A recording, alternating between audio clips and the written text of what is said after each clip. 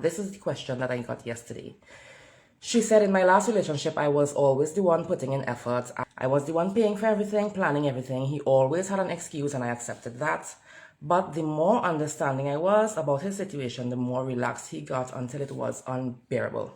I just got mad one day and said some horrible things and we broke up. I really can't go through that another time. So my anonymous question is, how do I stop giving too much without being cold and selfish? So first of all, this is something that I come across so often in my work. A woman who's like really ambitious, like she's a go-getter. She works really hard.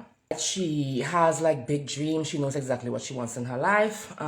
She comes across a guy that is more laid back. He's more relaxed. He moves at a slower pace. Usually maybe he's like really gentle, really kind, really sweet. And at first it feels like a really good match because it's like, okay, she feels like she's neurotic, like she feels like she's moving at this really fast pace. She feels like she's doing too much. So at first she likes this guy because he allows her to relax, he allows her to slow down, and that feels good in the beginning. Until, like, because she's used to working hard and she's used to moving fast and she's used to putting in the effort and getting a reward for her hard work. Usually she has a goal that she's working towards. Either she wants to go on vacation, she wants to buy a house, she wants to buy a car, she wants to do something big with her life. And so her plan is to get back to work, get to work and get what she wants. And so she begins to do that. She begins to move. She begins to see progress in her life, and he does not. But because they're together, when she reaps the reward of her hard work, she wants him to share in that with her. So what happens is that he's also reaping the rewards of her hard work without having contributed. And that creates, this weird dynamic when we were in high school or in university, where you got put into these groups, and sometimes like an A student, a really hardworking A student, gets put into a group of like delinquents, right?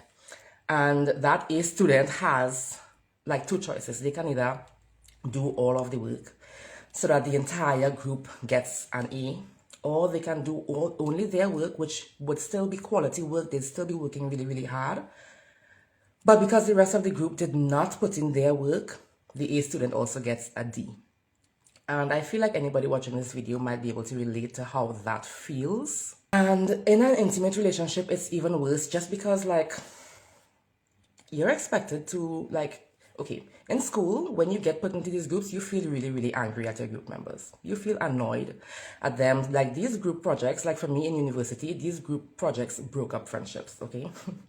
But in an intimate relationship, you feel that way towards your partner, but you're still expected to smile and be nice to them and, be intimate with them and sometimes live with them. And it's like a recipe for building huge resentment, okay? And sometimes these relationships last years, and what happens is that she ends up like dragging. He begins to feel like a really heavy weight that she's dragging behind him throughout the relationship. And so she said here that she ended up saying some really horrible things and the relationship ended. And that's usually how that goes, because first of all, in order for you to be able to get into a relationship like this and to have it be a long-lasting relationship, it usually means that you're the kind of person that has learned to like swallow your resentment and like not say anything mean and try to be understanding. Like she literally says, like the more understanding she was, the more relaxed he got, right? So like you try to be understanding and you don't want to say anything mean to the other person. And that causes a lot of resentment to build up inside of your body, and eventually that is going to explode. And I believe that is what happened here when she said all of those mean things, because it's like maybe things that she had been thinking about for years and didn't say anything. The rest of the question went on to say that, what exactly did she say? She said, how do I stop giving too much without being cold and selfish? So here's the thing. There are several things happening here. First of all, you're worried about being perceived as mean and rude, all right? You're already worried about being perceived as mean and rude. People that are mean and rude and cold do not worry about being mean and rude and cold. They just are, okay? They just are mean and rude and cold. If you just got out of this relationship, you don't even know the other person, you're thinking about your future relationships, you're already worried about being perceived as mean and cold and rude in a relationship with somebody that you haven't even met, you're probably really far from being mean and cold and rude, and you probably could stand to be a little bit more mean and cold and rude. Number two is that, again, you don't know this person. You're speaking about a future relationship. I don't think you have somebody. It doesn't sound like you have somebody in mind. It sounds like you're worried about a hypothetical relationship. And I just want you to understand and to notice that you are already preparing you are worried that this person is going to feel a particular way towards you being mean and cold. You're already worried about this person's feelings. All right. Without even knowing who this person is, without even having met the person, you're already priming yourself to put that person before yourself. Okay? Like, that is just, it's a very empathetic way to be, but it's a surplus of empathy. It's a surplus. This is an imaginary person. All right. What it shows to me is that more than likely what happened is that as a child, people with surplus empathy, what happened is that as a child, or as a young person growing up, you would have had your natural tendency to advocate for yourself trained out of you. Okay. Children, usually they are born with a natural ability to advocate for themselves, to speak up for themselves, to state their boundaries, to communicate their standards with no problem. All right. But what happens is that, well-meaning parents and educators coming up, they would say things like, first of all, children are meant to be seen and not heard. So first of all, you already learn to zip it, be quiet. First things first. You learn to have to share when you don't want to share. A lot of parents teach their children, sharing is caring, sharing is caring. So we learn to give more than we are trained from little to give more than we actually want to give, regardless of how we feel about it. That is why you have this problem of giving too much, because we were trained to give too much. All right. As a child, you would have been taught not to speak back to your elders, not to raise your voice, not to speak harshly, to be nice. All right.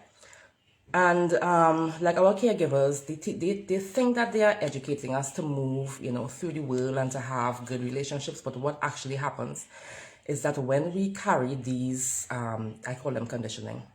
When we carry this conditioning from our childhood into adulthood, it no longer only applies to people in authority. It also gets applied to like everybody in our lives, our partners, our friends, everybody. Right? It gets applied to everybody, especially our partners, because we usually, we link with people that we admire and usually people that we respect. And the way that we learn to show respect is by shutting up and not saying anything and not letting people know that we have a problem with something, not asking for too much. That is how we learn to show respect. So when we link with somebody that we respect, you just become this little child again that is quiet and just let that other person do whatever they want. Okay? And that is what builds the resentment in you. So this worry that you're not being... Let me tell you something. I have probably spoken to like I don't know, thousands of women by this point. I've spoken to so many women. And like the women that come to me with this particular issue, like across the board, these are the nicest, least selfish, least rude people that I have ever met in my entire life. There's not a mean bone in their body. Not a mean bone in their body. They are so nice. They're so soft-spoken. And they totally worried about being perceived as mean and rude. Like, where is that coming from? You could stand to be more mean. Right? You could stand to be a little bit more mean. Because a lot of the time, what you are thinking of as being mean, it's just a normal level of self-advocacy. It's a normal level. It's not mean. You just believe it was mean because you were trained to be on the other extreme of too nice. All right? If you keep bottling up what you feel and then you explode later on, after being offended and mistreated a thousand times, then okay, yes, maybe you are being mean.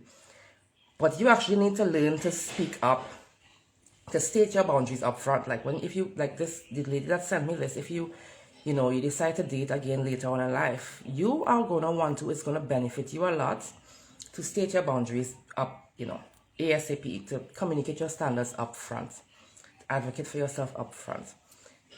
You want to basically be the opposite of what attracts users and leeches, okay? You want to be annoying to these people. You want to, you want to piss them off. You want to do things that are going to make them feel uncomfortable around you because you are, They're going to see you as full of yourself, and that is fine. That is fine.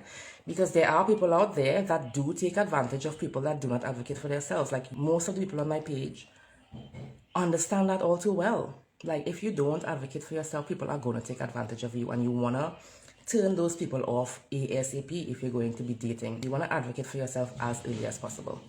And I can understand that a lot of the times, just because, again, we were not taught to do that from a young age. As an adult now, we don't actually know what to say in order to set a boundary, then to enforce a boundary. We don't know what words to say to communicate a standard, to end a dating situation that is not going well for us. We don't know exactly what to say. We feel extremely nervous trying to have those conversations.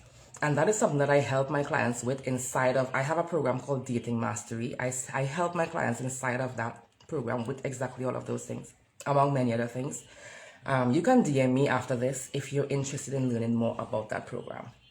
But to answer the question, how do I stop giving so much without feeling so mean and rude? Without being mean and rude, I just wanted to understand that more than likely, if you were able to be with this person to the point where, as you said, it became unbearable. It became unbearable. Again, the women that are in this relationship these types of relationships are some of the nicest people that I know. So if it became unbearable to the point where you had to say horrible things and the entire relationship had to blow up and all of that, more than likely, you are really, really, really, really, really, really, really far from being cold and mean and selfish. Like, you have room. Don't be too worried about it. Don't be too worried about it. Go ahead and stand up for your boundaries ASAP. Formulate them as soon as you can. Say them early. You're really far from being mean and rude. You're not going to be mean and rude. Stop worrying about that so much. Again, you don't even know the person that you're going to be meeting going forward. So why worry about that now? Right? Where is that worry coming from? It's coming from somewhere. All right? I'm going to end this live in a little bit because I really have somewhere else to go. But if you feel like, I've been telling you to go ahead and set your boundaries and all of that. I know very well. I know all too well. I've been where most of my clients, I'm like a future version of most of my clients. I know exactly how it feels. I know that it's really, really, really hard. It's not easy. I'm saying it here on screen and making it sound so easy. Oh, set your boundaries, communicate your standards and all of that as if it's easy. I know it's not easy. I know it's very difficult. But that is what I'm here for. All right.